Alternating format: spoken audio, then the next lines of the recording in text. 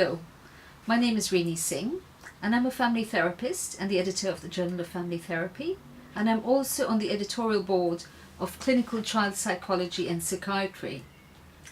And my name is Philip Messant and I'm a family therapist also, and I work in the East End of London, and I'm also a member of the editorial board. And we're here to talk to you today about a special section of the journal that we've put together over the last couple of years. It's going to be appearing in July of this year, I believe, and in it there will be some, we think, very important papers. And we're going to be talking today about why we think this special section is relevant and of interest to the general reader. So Rini, maybe we could start with you talking about why you felt this subject was worthy of attention. Yes, well, as a South Asian woman, these issues are very close to my heart, because I'm originally a migrant to this country, to the UK, although I've lived here for a long time now. And I'm really keenly attuned to working with families from different cultural backgrounds, different religious backgrounds and refugees.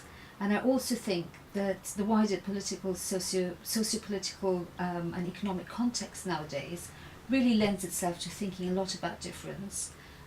Because there are lots of refugees, for example. There's an influx of refugees coming in from Syria, all across Europe. A lot of the families I work with at the moment are intercultural couples and mixed race families, because the statistics show that by 2030, 50% of everybody in London will be foreign born or born overseas, which is a huge number. And so a lot of the work I do is with such transnational and intercultural couples. Some of them don't just live in the UK, they've got homes in other countries. Some of them have married people from different faiths, different cultures. Nowadays, 1 in every 10 relationship in England and Wales is an intercultural one. So this is the sort of context that we're working in nowadays, and hence I think the papers in this special section of ours are going to be really important.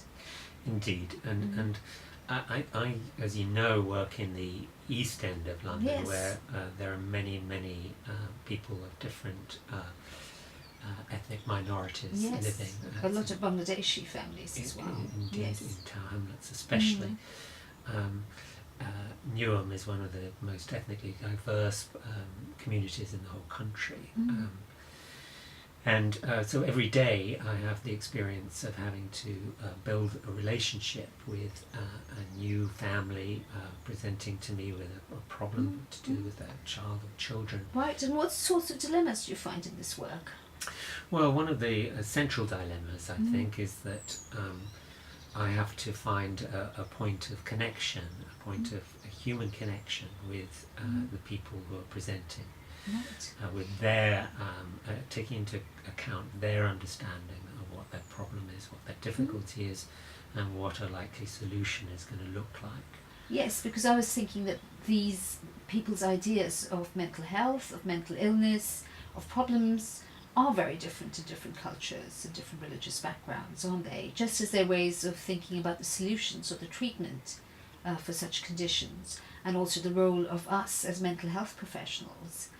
So I guess the ways in which we engage and work with people from different cultural and religious backgrounds must vary according to what fits for them. It must.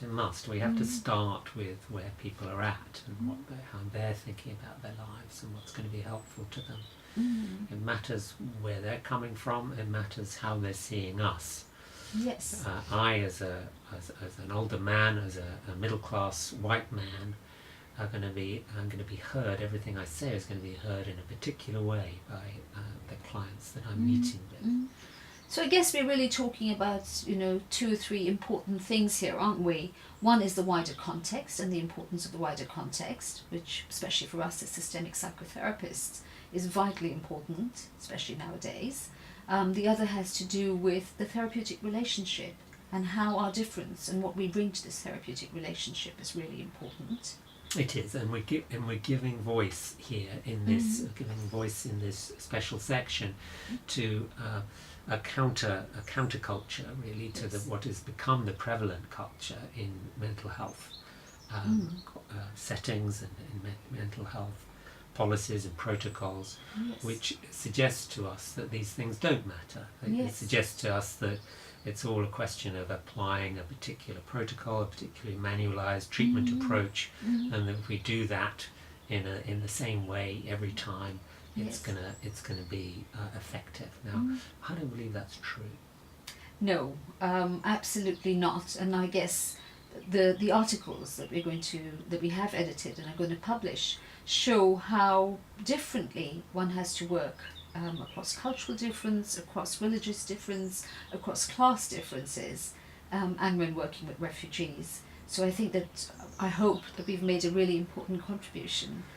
I think we have, or at least I think our authors have, and I'm proud of what they've produced. I think they're all very good, high quality articles that will be relevant, not just in an English context, but across Europe and across the world. And I commend it to our readership. Thank you.